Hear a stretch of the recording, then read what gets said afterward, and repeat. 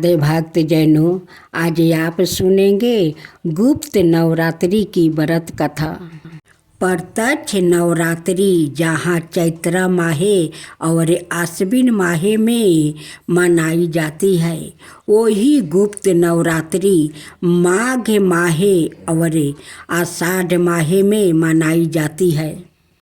नवरात्रि एक संस्कृत शब्दों है जिसका अर्थ होता है 9 रातों का समय।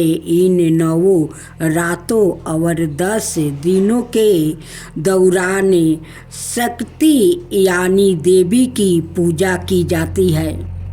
गुप्त नवरात्रि के पहला दिन माँ कालरात्रि की पूजा करने के लिए प्रातः काल उठ कर स्नान करे और साफ सुथरे वस्तु धारण करे। उसके बाद पूजा ग्रहण को गंगा जल से शुद्ध करे और नियम मंत्रों से माँ कालरात्रि का आह्वान करे। इसके बाद माँ कालरात्रि की पूजा फल फूल धूप दीप जौ अक्षत केले तिल पीली सरसों आदि से करे।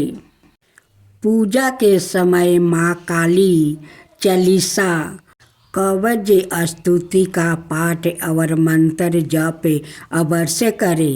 अंत में आरती अर्चना करे, सुख समृद्धि और धन संपत्ति की कामना करे।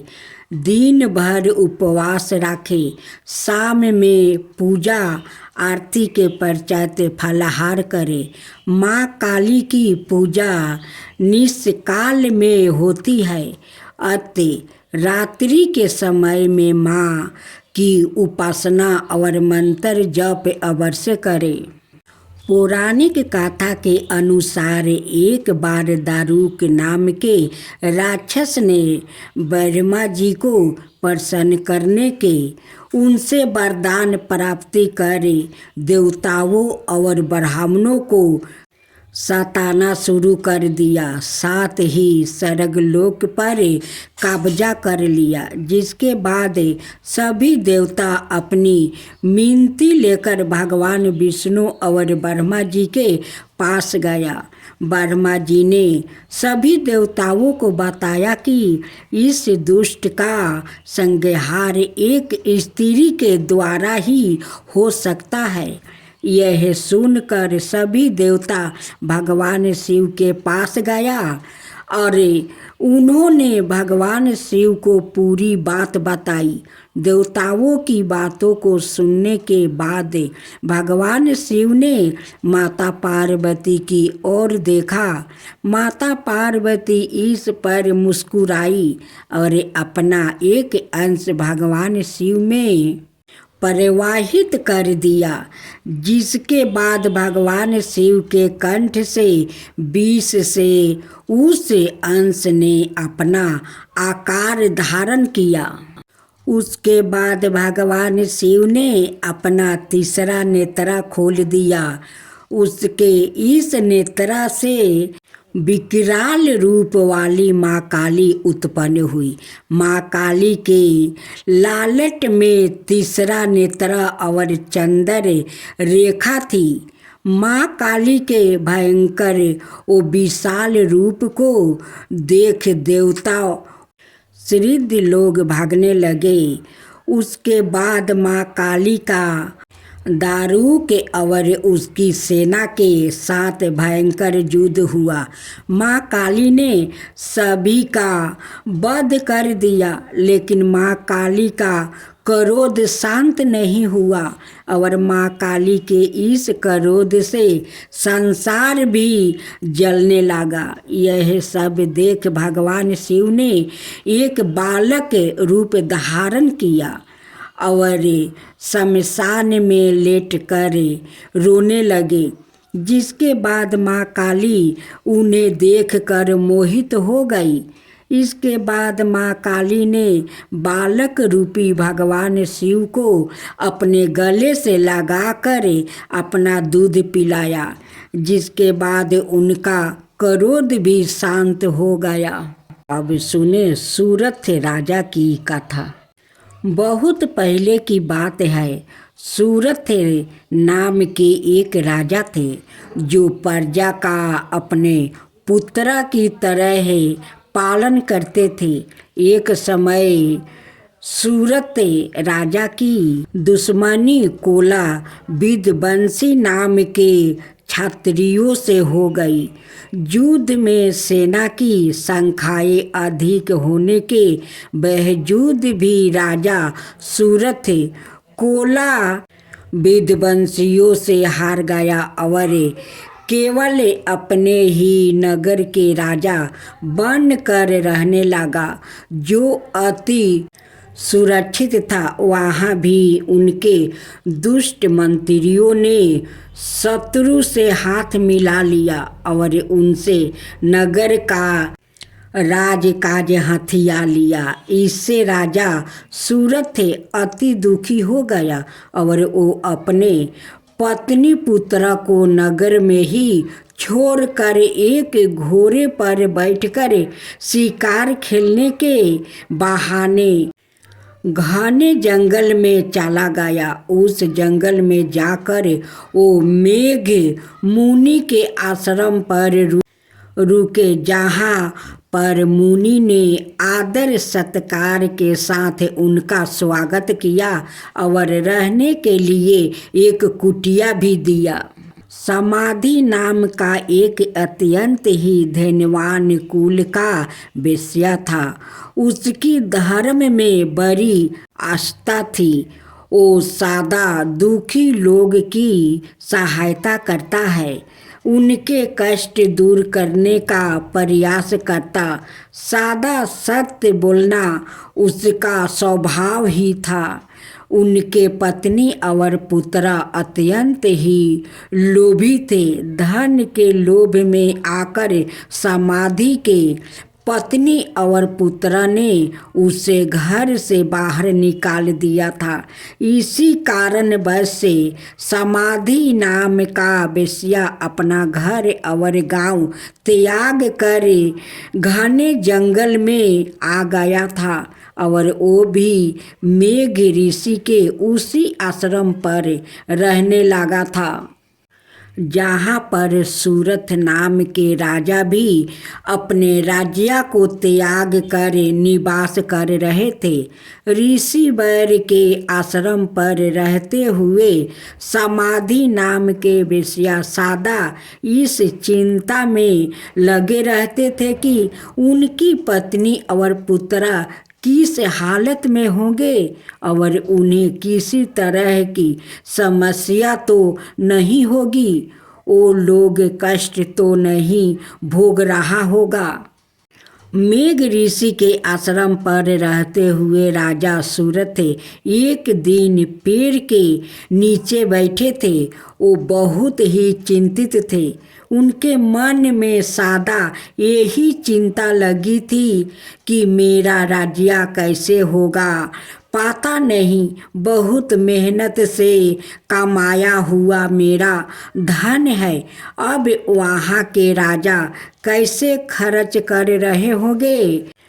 हो सकता है वो लोग बेकार के कामों में मेरा धन बर्बाद कर रहे होंगे। जो धन मैं दान धर्म में लगाता था, अब शायद वो धूर्त मलेच्छ शराब पीने में और जुए खेलने में लगाते होंगे, क्योंकि उन धूर्त मलेच्छ की धर्म में कोई स्थान नहीं होती। वो लोग जो कभी मेरे पीछे पीछे चला करता था, शायद आज उनमय राजाओं और मंत्रियों के पीछे पीछे चलते होंगे। तभी वहाँ समाधि नाम का वो वेश्या आ गया और राजा ने उससे उसका परिचय और इस आश्रम पर आकर रहने का कारण पूछा। उस वेश्या ने कहा, राजन, मेरा नाम समाधि है। मुझे मेरे पत्नी और पुत्र ने धन के लालच में आकर घर से बाहर निकाल दिया है। फिर भी मेरा मन उन्हीं की चिंता में लगा है। मैं यही सोचता रहता हूँ कि वो लोग खुश है या नहीं। अपने पत्नी और पुत्र के प्रति मेरा मन कठोर नहीं हो पाता है। मैं यहाँ बात अच्छी तरह से जानता हूँ कि इनका गुणों में दोष है, फिर भी मेरा मन उन्हीं के चिंता में लगा है। किसी कारणवश मेरे मन को तनिक भी चैन नहीं है और मैं बहुत ही चिंतित हो गया हूँ। दुराचारी और दुष्ट लोग भी अपने परिजनों का त्याग नहीं कर पाते हैं। मैं अपने परिवार के मोह बंधन में पड़ कर चिंतित और दुखी हूँ। समाधि नाम के वेश्या की अपने परिवार के प्रति ऐसे चिंता देख कर राजा सूरत कहते हैं, जिन लोग ने धन के लालच में आकर तुम्हें घर से बाहर निकाल दिया है, उन्हीं के प्रति तुम्हारे मन में इतना स्नेह है। यह बड़े आश्चर्य की बात है। मेरी भी यही परिस्थिति है जो राज्य अब मेरा है ही नहीं। मेरा मन भी सदा उसी के विचार में लगा रहता है। मैं सदा इसी विचार में डूबा रहता हूँ कि मेरा अति परिश्रम से कमाया हुआ धन वो नए राजा किसी प्रकार से खर्च कर रहे होंगे और जो लोग मेरे पीछे पीछे घूमा करता था आज उन राजाओं के पीछे पीछे रहे होंगे। ओ हाथी जिसे मैंने बहुत प्यार से पाल रखा था, पता नहीं उसका ध्यान रखा जा रहा होगा या नहीं। यूँ बातचीत करके उन दोनों ने निश्चित किया कि वो सुमेधा मुनि से अपने इस मौका का कारण और दुख निवारण के उपाय पूछेंगे। अगले दिन राजा सूरत और समाधि नाम का वेश्या मेध ऋषि के पास जाकर अपने मोह और दुख का कारण पूछते हैं। तब ऋषि वर उन्हें कहते हैं कि संसार के सारे प्राणी भगवती महामाया की माया से मोहित है। उन्हीं के इच्छा के कारण सभी जीवों मोह में पड़े रहते हैं और उन्हें देवी आदि शक्ति रात्रि और उनके हाथों से मारे गए दैत्यों की कथा सुनते हैं।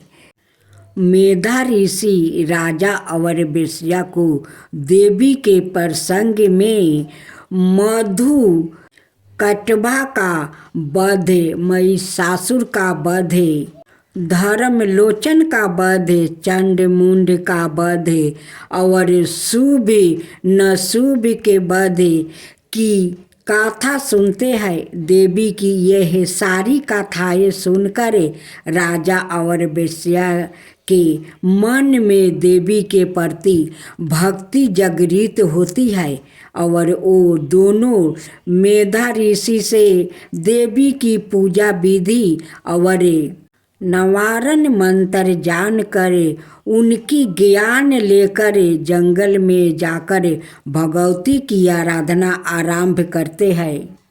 1 महीने तक वो दोनों देवी के हाथ से मारे गए दैत्यों से संबंधित चित्रा का पाठ करते हैं, जिससे उनके मन में अटूट श्रद्धा जागृत हो जाती है।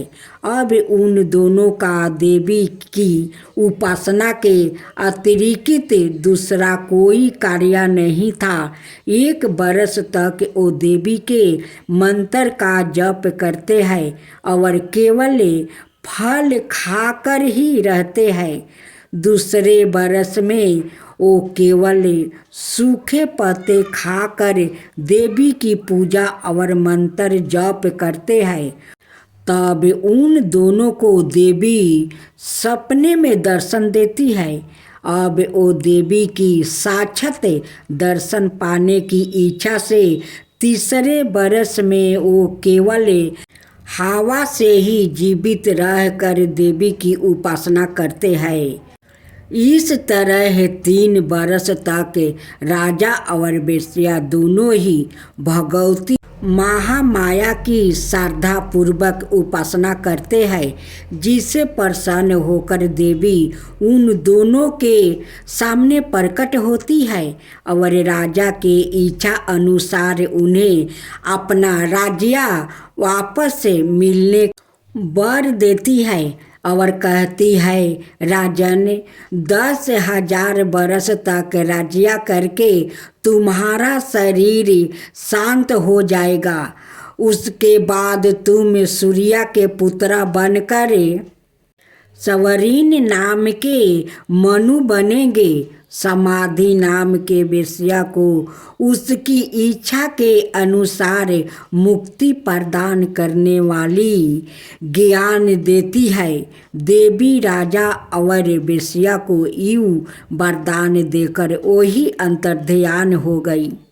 जब राजा देवी से वर पाकर मुनि से आज्ञा लेकर अपने नगर जा ही रहे थे कि उनके वो मंत्री जो पहले शत्रु से हाथ मिला चुके थे आकर राजा के पैरों में गिर जाते हैं।